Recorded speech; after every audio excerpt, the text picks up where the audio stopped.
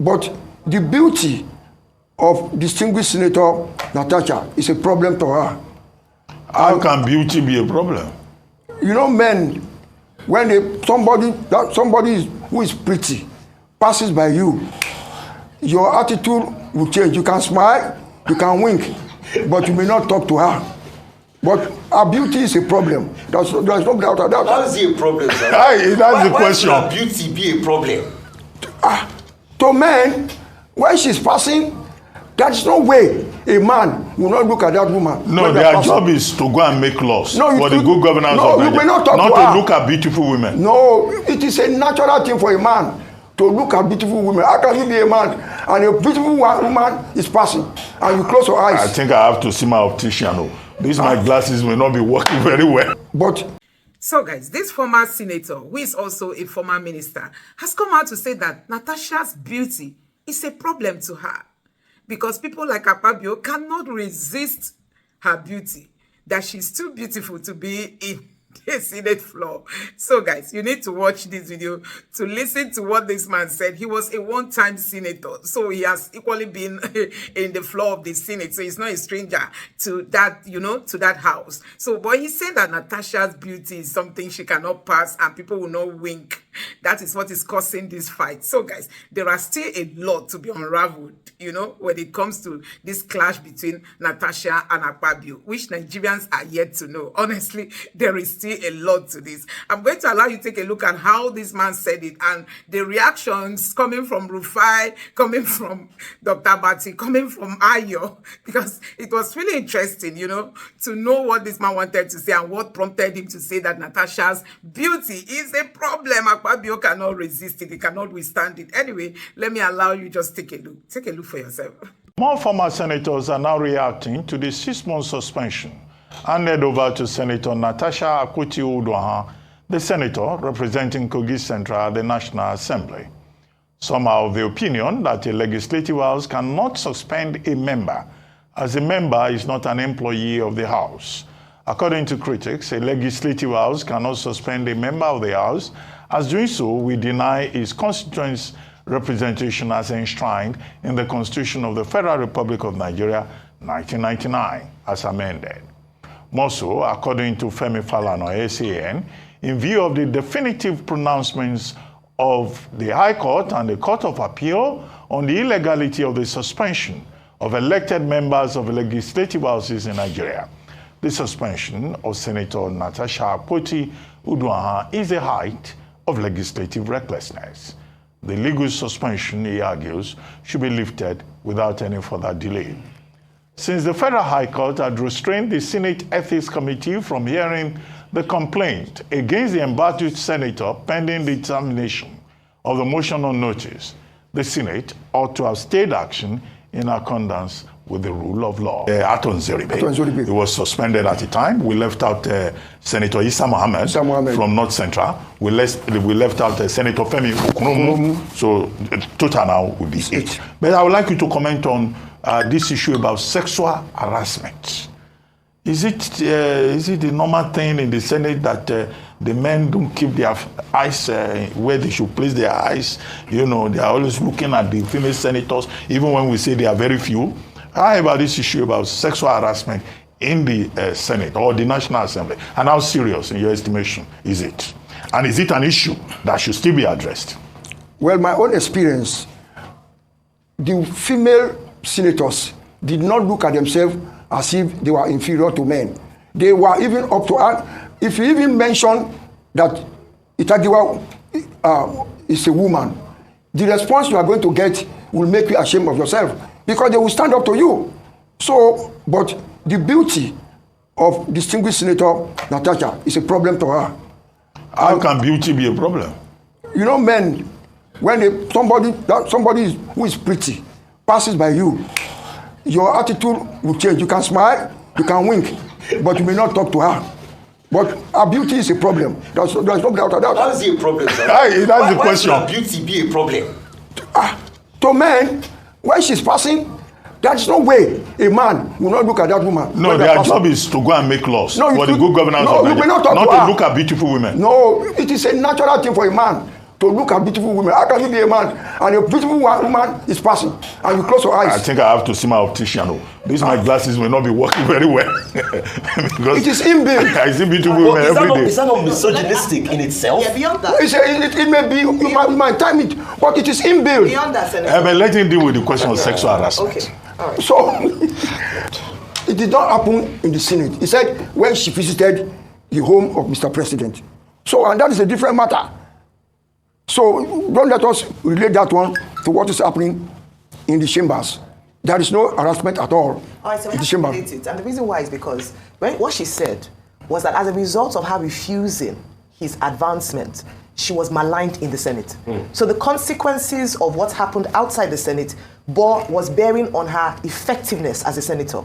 Because she raised the points that when she would raise her hand, she would not be recognized. And he had even told her that you know what to do when she had talked about a particular bill that she was pursuing. So sexual harassment does have an impact in the chambers. Beyond that, Senator Akpabio himself said that, when he was receiving the gift from the women legislative officers or his staff, that they're all beautiful women. Has he ever harassed them? So that excuse about the fact that because she's beautiful, she's now in danger. Maybe the suggestion would be that women who are beautiful should wear a burqa so as not to upset the men or to aggravate or to instigate harassment, as you have said. But he said himself that beauty is not a problem for him. He's surrounded by beautiful women and he has never approached them. So that's not the issue about beauty in his opinion. But I want you to talk about the fact that she mentioned that the actions that happened outside the chambers were affecting her job as a senator within the chambers. And that's why she brought the case forward. There are psychologists who can be more, appropriate in commenting on this sort of issue.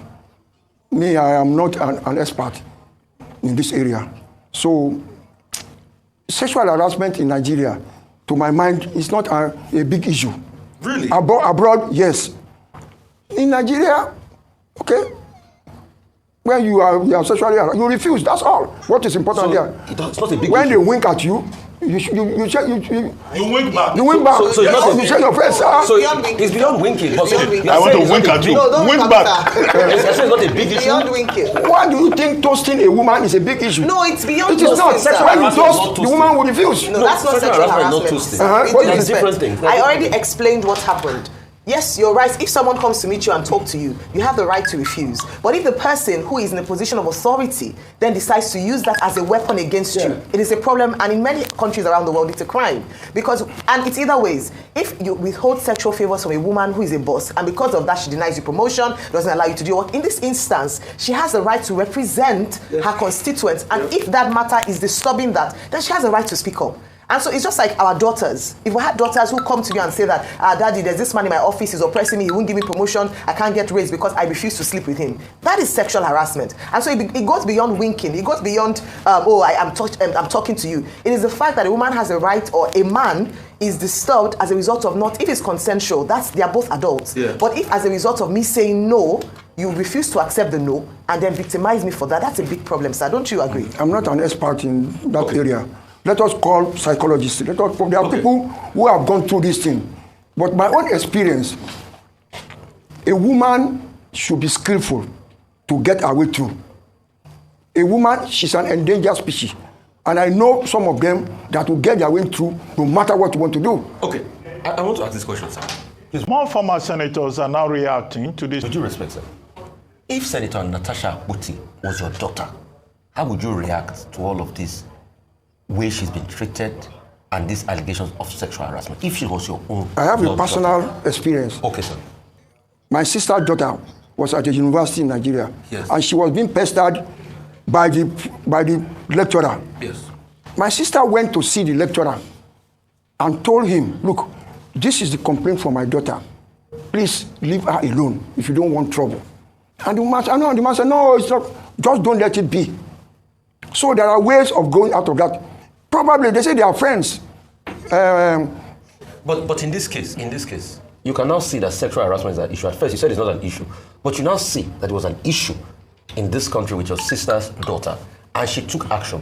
But what in this case, where there's nobody to call Senator Akpabio, because he's the Senate President, number 3 man, probably the only person that could have probably called him could be the number 1 man in the country. And we have not seen, I might not have the facts, in this case where there's nobody that can go and warn the Senate president as your sister went to do for her daughter's lecturer? What can be done? In the Senate, every political party has a leader. And probably she could have reported to that leader who will have approached the Senate president to discuss this matter. And there are ESCO too, executive of the Senate. She can approach them and they will call the Senate president attention to the complaint of the woman. Or tell her husband, let us go and meet your friend to discuss this matter. So the three of them should have sat down. Okay, look, leave my wife alone. What is your problem? But sir, would you respect? That's what she did by taking it to the ethics committee. But they have now left the substantive case of investigating, which they have not talked anything about that. They are now saying it's because she had an altercation and a tiff with the Senate president before, we should suspend her. Because the same thing you are saying, that's what she has done. She has they exhibited bias. They should have separated the two. Sir, let me ask, what do you recommend as the way forward? Someone like Senator Saraki has been talking about integrity of the Senate, but what should be the next way forward? And to resolve all these crises, should we recommend to the establishment that going forward, beautiful women should not be allowed to go into politics? Because if beautiful women don't go into politics, I assume that men, the way you have characterized them, will not wink at ugly women. Since it's natural for them to wink at beautiful women. So let's just ban, perhaps, ipso facto, by your suggestion, beautiful women from politics. Is that a solution? We have past president of the Senate, Saraki, David Mark, Lawan, Babos Ayim. They can get together and go and meet the Senate president. They are stakeholders in the Senate. And then let them talk to him, discuss with him, and then they will have everybody must look at himself as a stakeholder in this problem, particularly when you have been in the Senate before. Either you are a senator or you are the president of the Senate. They should not sit down and criticizing on the pages of newspaper. They can form themselves into a committee and meet Akpabio, who probably is their junior. They should not put the Senate in this level of disrepute. It is not fair to all members who have been in the Senate before. It is unfair. How about the problem with beauty? I return to that. I'm not a beautician, but I know beauty is a problem of a woman. It's a problem. Wow. Yes. All right. But so maybe you would recommend Dr. Batistan's that beautiful women stay out of politics. No, go, but know your way out. Okay. That's interesting. Women are now in danger. No. There are clever women. Women are skillful. Okay. A woman of 40 years is more experienced than a man of 70. Mm-hmm. Okay. So beautiful women have sense. Very much. Okay. Right. They must find their way out of the system. All right. Okay, sir, that's in your opinion. But let me ask you very quickly, and I'm glad you talk about former Senate presidents who have a role to play in this matter because they have experience, they're older in terms of the years. Senator Bukola Saraki has spoken out and he's made his stance very clear that, as he did, he suggests or he would recommend that the Senate president steps aside whilst the investigation is ongoing, just as a matter of integrity. Would you agree with him? That is normal. All right. And that will be one of what they are going to advise him to do. When this case comes up, you have to vacate your seat. That is normal. But they should not sit outside and be criticizing. They should form a committee. They are stakeholders. Right. In whatever happened to the Senate, they've been there before. They should not allow that institution to go down the drain like this. They have to sit up and go and meet themselves, the Senate president, and discuss this matter. That can be solved together. Okay. Real quickly, I just want to also ask one question. In your time in the Senate, was there any form of, high-handedness because a man felt it's higher than women? And how did the Senate then deal with matters like this? Misogyny, as it were. We have a committee of elders, people who are old, who are experienced. They will not allow the Senate to go into this sort of mess. And you said there are not enough elders in the Senate as we speak today? I don't know. I don't know their experience and exposure. But in any institution, don't allow this sort of thing to happen. If you are elderly people, what are elderly people in the community for? You don't sit down. You call yourself, look, let us talk about this thing. We are not talking about us here. We are talking about Nigeria. What is going to be the opinion of Nigerians about this institution? We cannot allow this institution to go down the drain. Look at what is happening now. It's everybody, but look at 13 of them did not sign. But they did not protest properly. But a lot of people also said there's a level of unfairness, and I'm proving to you. There's been videos making the rounds of the current First Lady when she was in the Senate, that she too stood her ground firmly, but very brazen in some cases. But nothing happened to her. Is it probably because she had a man in her life that was a strong man? Do you think if Natasha's husband was a strong politician too, as Natasha Akpoti was a strong politician, all of this will happen to anybody her? that knows distinguished Senator Remi Tinubu who know that she was a teacher.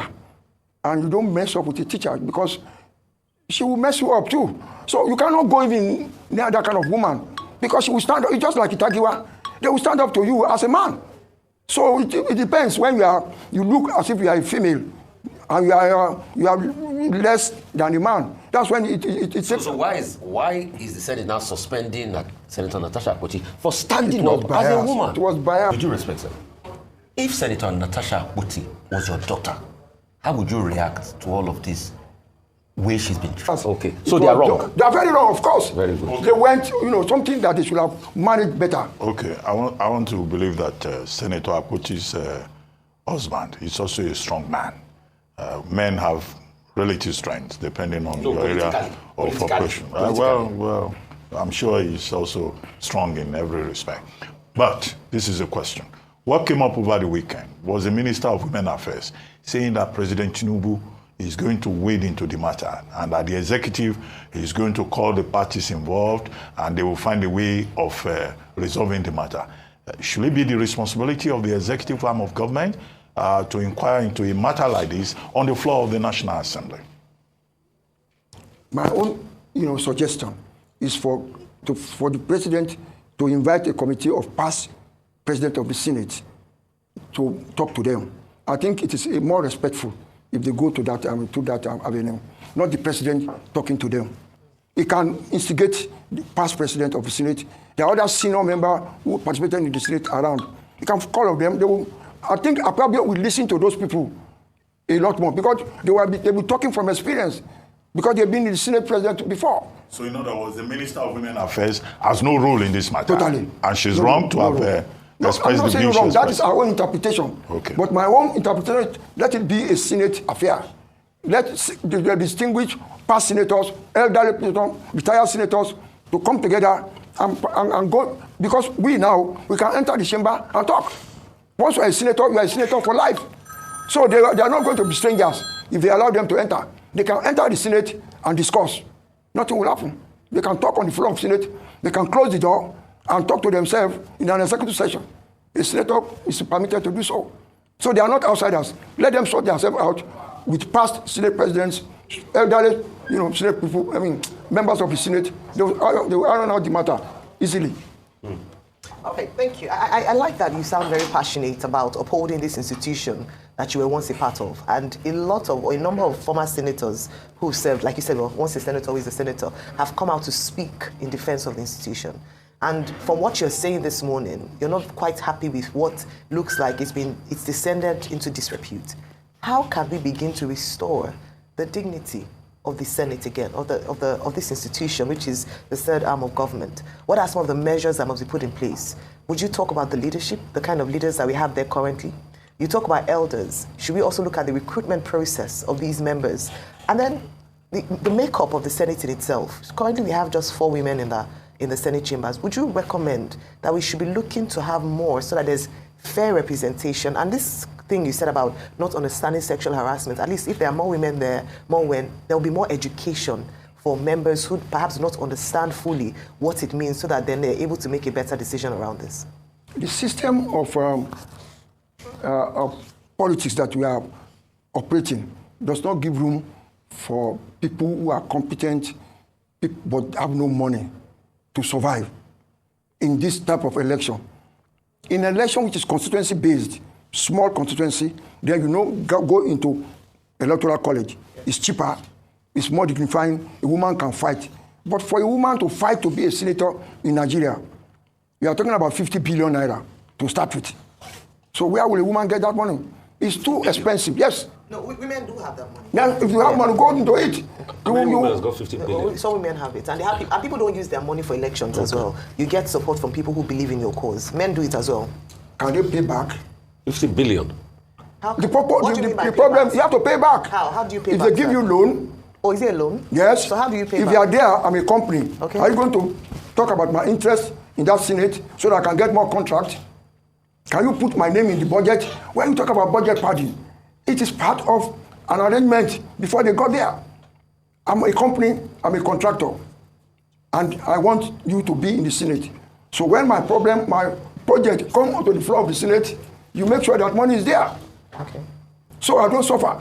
So all sort of people participate, but it is not cheap at all. No, but I want to just improve that, sir. So does it mean that the people who we currently have, at least the style of election that we have currently, is not representative of the people? At all. It's only representative of interest. Of interest, and how do we, but that's what I'm asking, how do we make it better? Because that's why we are here. Make it a parliamentary. Okay. So that your constituency is small and you can afford to pay. You are a professor, you are an intellectual, you are very good, but you don't have money. But you can survive within a community. Yeah. When they now elect you, you now compete in a collegiate matter. Okay. But if it is the way we are now, honestly, a sane person will not waste his money in politics. Okay, I would like to come back to that, your 50 billion quote. How practical is it? Because, I mean, it just looks as if we just throw figures. I mean, do we know what 50 billion naira is in this country that it is today? And I would like to interrogate that quote further. So are you saying that probably everybody there had to expend that level of money? Because if I have 50 billion naira, I wouldn't be in the Senate. I'm sorry, with due respect. Because if you look at even your yearly allocation for a 4-year term, probably out of the budget you get about 1 or 2 billion. You don't even make up that 50 billion in return. Or is there any other thing they're making that you want to tell us? Tell us, sir. Tell us. Skill. You have to be skillful to survive in our parliament. Skill corruption? No, you don't call it corruption. So what is it? But skill, we call it skill. Skill. You have to be skillful. How do you? I don't know. How are you skillful to make? I don't know. What I'm just saying. No, I would like to know. Our electoral system is too expensive. Yes, granted. For decent people, you cannot borrow money. What I'm saying, you cannot borrow money for an election. You can sell your property for an election. You can steal money for an election. But a sane person will not be a businessman, and from your profit, you say you are going into politics to waste it. It's too wasteful. Okay, sir. Now, we have electoral laws in this country, and there's something about campaign finance. There is a cap on election campaign spend. And there's nowhere in the relevant sections of the Electoral Act that 50 billion is the amount. If you spend 50 billion naira to go to the Senate, then to become president, you probably need... Okay, so they are wrong. They are very wrong. 100 billion more than that. Naira. More than that. Well, so I'm saying that this is not what the law says. Are you saying that in terms of practical politics, nobody obeys the law on campaign finance, and that Nigeria is unable to track campaign spending and punish people who spend more than what the law prescribes? You will not know. Sir? You will not know, because there are no vouchers. There are no receipts. Politics money, you don't get receipt. You don't get voucher. Who is going to determine how much I spent? Somebody is in my house, I want to bury my father. Take 1 million naira, no receipt. You want to do this thing? It is wasteful. From experience, it is not for it is too wasteful, unless you are a wasteful person. Because you are in that, if you live in a community and want to contest election, everybody will come to your house for one thing or the other, and you have to oblige.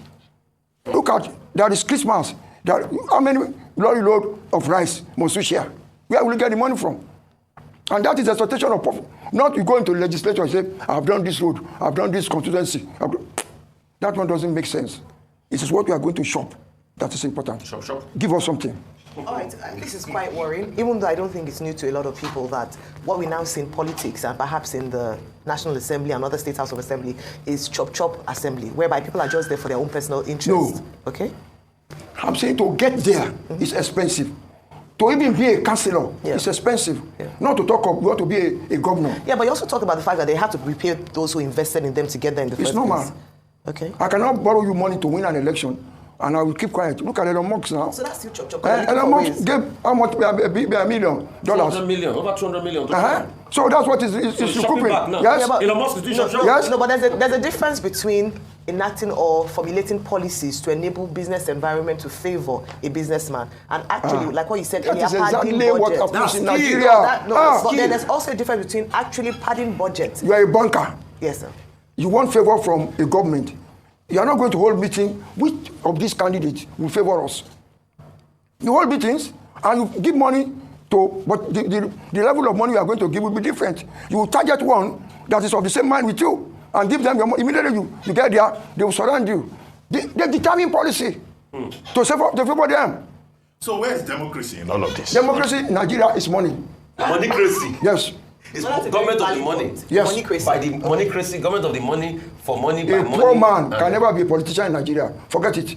Okay, another question I would like to now ask you. So if you were banning a sum of 50 billion, like how much? Because you were very active in this last presidential election. Like how much did your candidate spend? No, things have shifted. No, I'm just honestly, asking.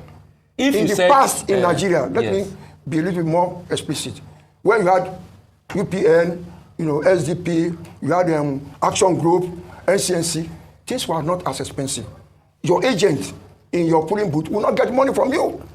But things are so bad now that if you don't pay your agent, he will sell the vote so on that polling booth. No, I get that. The question I'm asking is, if to get in the Senate, somebody spends about 50 billion, then like the presidential candidate supported, like how much do you think they might have been spent? I don't know, but you can multiply it now throughout Nigeria. 50 times like 5 or 6? You cannot estimate it. It's too expensive. Very, very expensive. Very, very. Okay. Sir, what do we do to correct this situation? The objective of having a democratic system of government is not to turn it into a cash and carry enterprise where some people invest, they get return on investment, ROI, as they call it in business classes. What do we do? Because the way these Nigerians are, even if you adopt a parliamentary system of government, we're so used to this stomach infrastructure, cash and carry, return on investment way of doing business, transactional politics. How do we address it? Where will these new leaders that will come and serve and not chop, where will they come from? It's a difficult question. Things are really bad for this country. Doomed. We are not doomed, but I don't know the answer. Because maybe the level of our poverty, the poverty in the land is not helpful. The policy of government is not also helpful. Where the populace is happy with a government, it's easier to persuade them to vote. But where majority of the populace of the electorate, they are poor. And it is on the day of the election that they reap their profit for the 4 years. Believe it or not, on the day of election in this country, if you are a poor person, you cannot win. It's impossible. All right. Thank you so much for the insight there. So very quickly, I'd like you to share your projections for 2027. A lot is now coming up. There are conversations around some key members of the APC cross-carpet into other parties. There are conversations around your candidate, the president, not being very popular in the north. There are people coming out. Is this still going to be a moneycracy in 2027? And based on that, what are your projections? What should we be looking out for in terms of 2027? How many years ago I came here to predict that the master is coming? The master of the game is the president of They the... predicted like that in Kenya. They said that David was coming. My dear, they are calling him Zacchaeus now. My dear, take it from me. The master is on the game. How about the Atiku mega coalition? There is nothing like that. 200 billion More than that. naira. More than that. Well, so I'm saying that this is not what the law says. Are you saying that in terms of practical politics, nobody obeys the law on campaign finance, and that Nigeria is unable to track campaign spending and punish people who spend more than what the law prescribes? You will not know. Sir? You will not know because there are no vouchers. There are no receipts. Politics money, you don't get receipts. You don't get voucher. Who is going to determine how much I spent? Somebody is in my house, I want to bury my father. Take 1 million naira, no receipt. You want to do this thing? It is wasteful. From experience, it is not for it is too wasteful. Unless you are a wasteful person. Because you are in that, if you live in a community and want to contest election, everybody will come to your house for one thing or the other, and you have to oblige.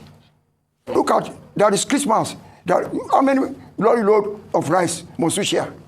As you've heard everything this former senator, who is also a former minister, said about Natasha, that her beauty is a problem for the members of the house, the senators. They can't withstand it. People like Akpabio, they cannot resist it. Now, one keep wondering, Akpabio has always been in this case of, this kind of harassment. This is not the first time. And the wife came out to defend him. But you can see from what this man is saying, he's saying that Natasha's beauty is a problem to many of them. They can't resist it. They cannot stand it, When she passes the wink, if she goes this way, they turn and all that. And there are elements of truth in all this. Some people have equally argued that possibly Akpabio and Natasha were having some good times. Don't forget that Ereti, who is a senator from Abuja, came out to say that Akpabio, Natasha used to enjoy a lot of privileges from Akpabio. So possibly they were having some good, nice relationship, and it has gotten to this point that maybe Natasha is like, I don't want anymore, and she now decided to expose, some of the things that she has been going through, which possibly before now she was not against those things, but now she doesn't want anymore, and she's now exposing Akpabio. And Nigerians are also saying that why has Akpabio not resigned? We want proper investigations to be carried out in this matter. Let investigations be done, and Akpabio cannot be presiding over the Senate, while investigations that has to do with him being, alleged to have done something like that, he will still be the one presiding over the Senate. No. Now that Natasha has been suspended, Akpabio can just do himself a favor to step down. These are two different words. Suspension is different from you voluntarily stepping down. So Akpabio can honorably just step down and tell the world that I'm stepping down for proper investigation to be carried out, so that my presence as the leader of the House of the Senate will not influence the outcome of the investigation. This is actually what Nigerians wanted to see and wanted to hear, but that's not what we are seeing, and that's not what we are hearing, and that is why all this is raising a whole lot of dust. Anyway, guys, let me know what you think about this in the comment section below. Please don't forget to subscribe to the channel, turn on the notification bell. Please give this video a like so that YouTube can recommend it to others, and drop your thoughts in the comment section below. Thank you.